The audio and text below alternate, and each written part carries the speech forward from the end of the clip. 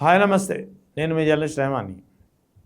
జనసేన అధినేత పవన్ కళ్యాణ్కు వేరే శత్రువులు అవసరం లేదా? తన పార్టీని నాశనం చేసుకోవడానికి, తన పార్టీ నిర్వీర్యం అవ్వడానికి ఆయనకే సాయనే సరిపోతారా అనే వాదన ఇప్పుడు క్రమంగా బలపడుతుంది. తాజాగా జరుగుతున్నటువంటి పరిణామాలు ఇందుకు ఉదాహరణగా చెప్పుకోవాల్సి వస్తుంది. ముఖ్యంగా జనసేనకు సంబంధించి చాలా కీలకమైన పరిణామాలు జరుగుతున్నాయి. ముఖ్యంగా అది పవన్ కళ్యాణ్ వ్యాఖ్యలు కావచ్చు, పవన్ కళ్యాణ్ వ్యవహరిస్తున్నటువంటి తీరు కావచ్చు. ఈ రెండు జనసేన నాయకుల్లో, జనసేన కార్యకర్తల్లో, జనసేన ద్వితీయ శ్రేణి నాయకుల్లో ఒక తీవ్రమైనటువంటి అసంతృప్తి, ఆగ్రహం, వ్యతిరేకతకు కారణమవుతున్నాయి. ముఖ్యంగా ఇటీవల జరిగినటువంటి పరిణామాలు, ముఖ్యంగా తెలంగాణలో ఆయన మాట్లాడుతూ చేసినటువంటి వ్యాఖ్యలు ప్రధానంగా అందరికీ ఆగ్రహానికి కారణమయ్యాయి. ఇక్కడ ఆంధ్రప్రదేశ్లో తనను ఎవరు పట్టించుకోవడం లేదని చేయడమే కాకుండా, ఇక్కడ కావాలని ఇప్పటి వరకు పోటీ చేయలేదు, ఇక్కడి నుంచి బరాబర్ పోటీ చేస్తానని చెప్పిన పవన్ కళ్యాణ్కు గతంలో ఏం జరిగింది మర్చిపోయారా, లేకపోతే తెలిసి ఇలా మాట్లాడుతున్నారా, తెలియక మాట్లాడుతున్నారా అనేది తెలియడం లేదు. అంటే పార్టీలో ఏం జరుగుతుందో ఆయనకి తెలియడం లేదా? ఎందుకంటే గతంలో కూడా తెలంగాణ ఎన్నికల్లో జనసేన పోటీ చేసి డిపాజిట్లు కూడా కోల్పోయింది, అధికారికంగా పోటీ చేసింది. మరి అటువంటిప్పుడు ఇప్పటివరకు పోటీ చేయలేదు, ఇక ముందు పోటీ చేస్తాను అనడం ఎంతవరకు సమంజసం? అంటే పార్టీ అధినేతకు తెలియకుండానే పార్టీలో నేతలు అక్కడి నుంచి పోటీ చేస్తున్నారా అనే వాదన ఇప్పుడు వస్తుంది. అంటే పార్టీలో ఆయనకి పట్టు కోల్పోతున్నారా? ఇదొక కారణమైతే, తాజాగా బాలినేని శ్రీనివాసరెడ్డి నేతృత్వంలో నుండి జనసేన కార్యవర్గం ఏదైతే ఉందో, ముఖ్యంగా నెల్లూరు, ప్రకాశం, అది కూడా ఉమ్మడి ప్రకాశం, ఉమ్మడి నెల్లూరు జిల్లాలకు సంబంధించినటువంటి జనసేన కమిటీలు, అది కూడా ఒక కమిటీ కాదు, గ్రామ స్థాయి, మండల స్థాయి, పట్టణ స్థాయి, జిల్లా స్థాయి, ఈ 4 కమిటీలను ఈ 2 ఉమ్మడి జిల్లాల్లో జనసేన అధినేత పవన్ కళ్యాణ్ రద్దు చేసేశారు. ఎందుకు రద్దు చేసేశారంటే ఈయన చెప్పే కారణాలు చాలా విచిత్రంగా ఉన్నాయి. ఈ 2 జిల్లాల్లో జనసేన నాయకుల్లో క్రమశిక్షణ లోపించిందని, పార్టీ విధానాలకు భిన్నంగా వ్యవహరిస్తున్నారని, గ్రూపు రాజకీయాలు పెరిగిపోతున్నాయి. ఒకటి, గ్రూప్ రాజకీయాలు పెరిగిపోతున్నాయి, రెండవది పార్టీ విధానాలకు భిన్నంగా వ్యవహరిస్తున్నారు, మూడవది క్రమశిక్షణ లోపించింది. ఈ 3 కారణాలు చెప్పి ఈ 4 కమిటీలు 2 ఉమ్మడి జిల్లాలకు సంబంధించి గ్రామ, మండల, పట్టణ, జిల్లా స్థాయి కమిటీలను రద్దు చేసేసిన పరిస్థితి. ఇదే పెద్ద ఎత్తున, అంటే ఇక్కడ బాలినేని శ్రీనివాసరెడ్డికి అక్కడ బాధ్యతలు అప్పగించారు. సో బాలినేని శ్రీనివాసరెడ్డి కొత్త కార్యవర్గాన్ని తీసుకున్నారనుకుంటున్నారో ఏంటో, మరి మొత్తం 5 కమిటీలని రద్దు చేశారు. ఈ జనసేన పార్టీ ఆవిర్భావం నుంచి ఉన్నటువంటి నేతల ఆధ్వర్యంలో నడుస్తున్నటువంటి కమిటీలను కూడా జనసేన అధినేత పవన్ కళ్యాణ్ రద్దు చేసేసిన పరిస్థితి.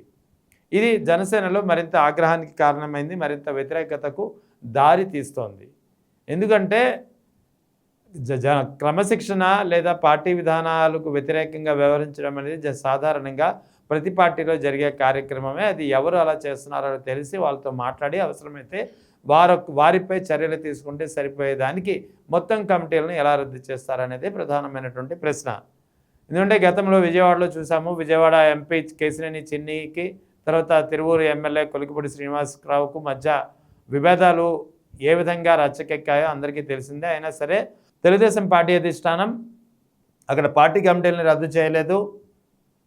ఆ ఇద్దరిని పిలిపించి, క్రమశిక్షణ చర్యల సంఘం ఏదైతే ఉందో తెలుగుదేశం పార్టీకి సంబంధించి, ఆ ఇద్దరిని పిలిపించి మరోసారి రిపీట్ కాకుండా చూసుకోమని చెప్పి వార్నింగ్ ఇచ్చి వదిలేసిన పరిస్థితి. తాజాగా రాజ్యసభ సీటు విషయంలో అసంతృప్తికి లోనటువంటి కడపకు జిల్లా టీడీపీ నేత రెడ్డప్పగారి శ్రీనివాసరెడ్డి కూడా బాహాటంగానే విమర్శించినటువంటి పరిస్థితి. అక్కడ కూడా తెలుగుదేశం పార్టీ మౌనంగానే ఉంది.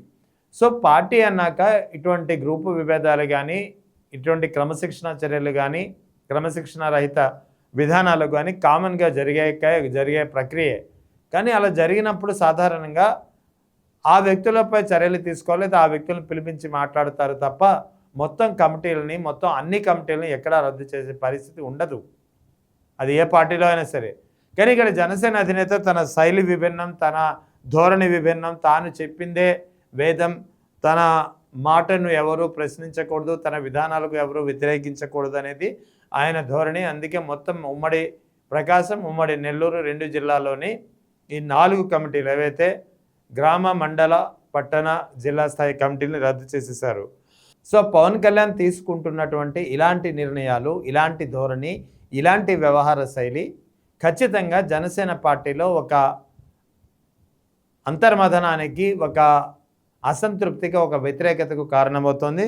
ముఖ్యంగా పార్టీ అధినేతకు తెలియకుండా నిర్ణయాలు జరుగుతున్నాయా, లేదా పార్టీ అధినేత తెలిసే ఇలాంటి వ్యవహారాలు చేస్తున్నారా?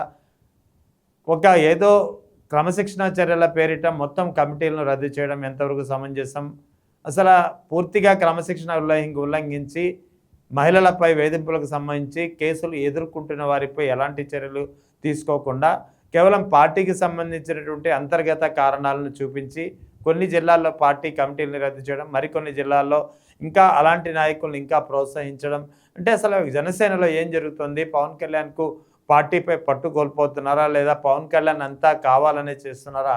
ఈ రకరకాల ప్రశ్నలు, రకరకాల వాదనలు వినిపిస్తున్నటువంటి తరుణంలో పవన్ కళ్యాణ్ జనసేన పార్టీ నిర్వీర్యం కావడానికి, లేదా పవన్ కళ్యాణ్ జనసేన పార్టీ నాశనం కావడానికి వేరే శత్రువులు అవసరం లేదు, పవన్ కళ్యాణ్ వక్కలేస్తారు అనే వాదన ఇప్పుడు క్రమంగా బలపడుతోంది.